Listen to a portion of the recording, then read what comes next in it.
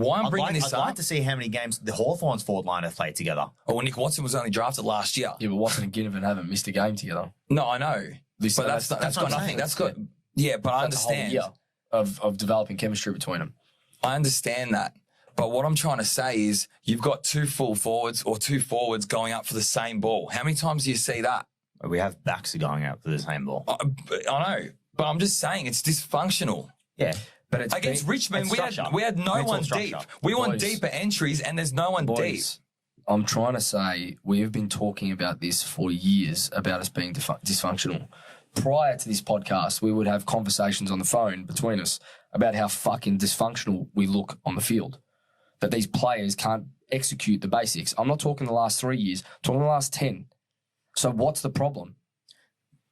But like in 2023, from round 10, 11. It was 12 weeks of lightning in a bottle. That's how I'm looking at it right now. But, and this first half of last year, were we... You said preseason you weren't convinced by that. That's not true. No, we weren't playing the footy we wanted to play last year, even though we were winning games. It's true. What do you mean? We were or we weren't? We weren't. No way. What type of footy were we playing? Like, we weren't convinced. No, we're scraping at the start of the season. Like the back end of the year before. Yeah, well, 2023, yes, but I'm saying that's lightning in a bottle because we've only done it for 10 weeks. That's it. That's all I've seen.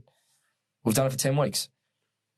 This group of players has done it for 10 weeks together where we've looked at it and gone, holy shit, this could be it. Yeah, everyone looked at it. So where do you see it? So go. So me and Jules have spoken a fair bit. I actually don't know the answer. This is my concerning. Point. Well, I don't know the answer only because it's been so long. Only because this is now a 10-year problem. It's not a fucking 2-year problem. It's not a 5-year problem. This is 10 years where we have all been talking about the exact same shit. But Joe, skill level, coaches, dysfunction, structure. We have done this to death. So what is it? It's standards. For me, it's standards. I don't care what anyone... I agree with that. And do you know what the thing is? So where does it stand? Hold on. The problem is people accepting mediocrity and saying that's okay. That is the problem. Who? For example, we have divided supporters. That is plain and simple. I guarantee you go and get a Geelong supporter and they're in the same room. More often than not, a lot of the time, they'll be agreeing or disagreeing with each other on the same conversation about their team.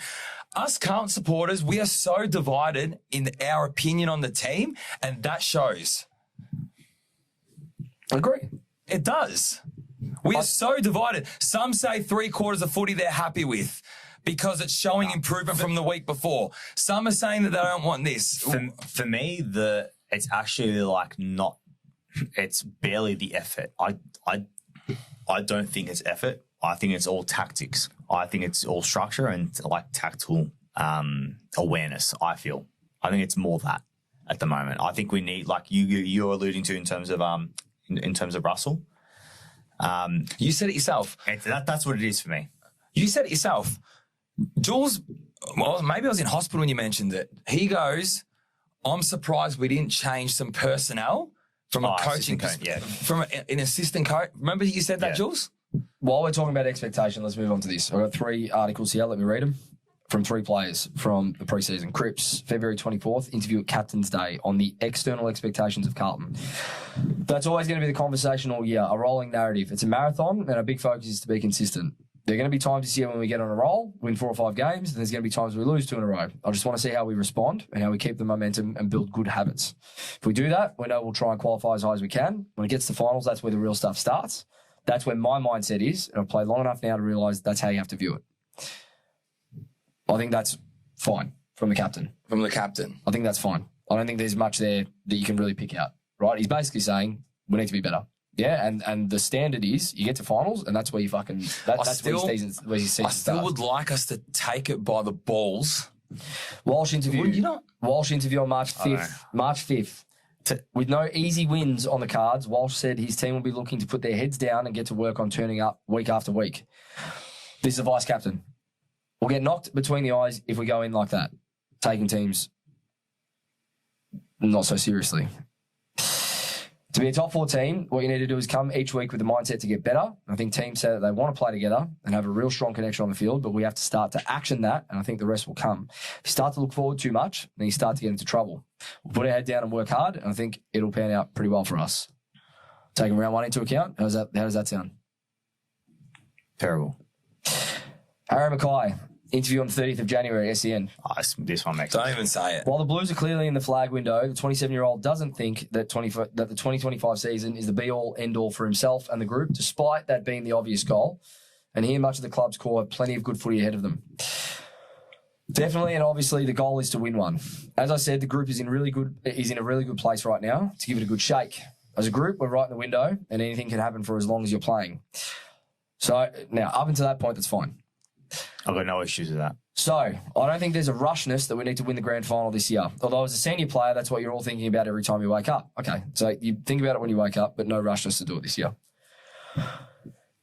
There's obviously an understanding that they're hard to win, and as you get older and older, that window gets smaller. But I think all you can do is focus on the day and control what you can control and actually try and enjoy the journey, because a grand final doesn't define what you are as a player. Just try and enjoy the job and what we get to do for a living, then knowing that if we get enough right, that'll take care of itself.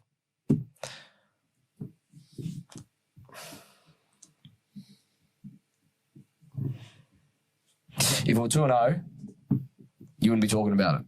If we beat the Hawks, if we slap Richmond, like we all said we should have, and if we had to beat the Hawks, we were on a roll, wouldn't be talking about it. Wrong. We were commenting on it in pre-season. No, but yeah, it wouldn't be a talking point now. You wouldn't think about it.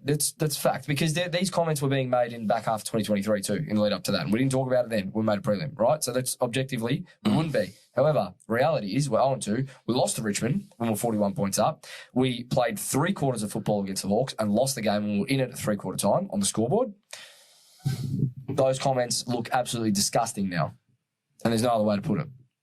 And just quickly as well, it like, because I know, or you had a moment actually at the game, didn't you, where you were judged as not a loyal supporter because you're being critical, or you left the game early. We left 10 minutes but early. it's fine to judge the team like this.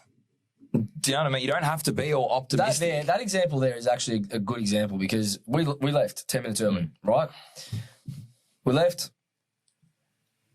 Older gentleman at the end of the aisle as we're leaving says, real supporters don't abandon their team, or something like that. And I said to him, mate, with all due respect, I'm not a moron.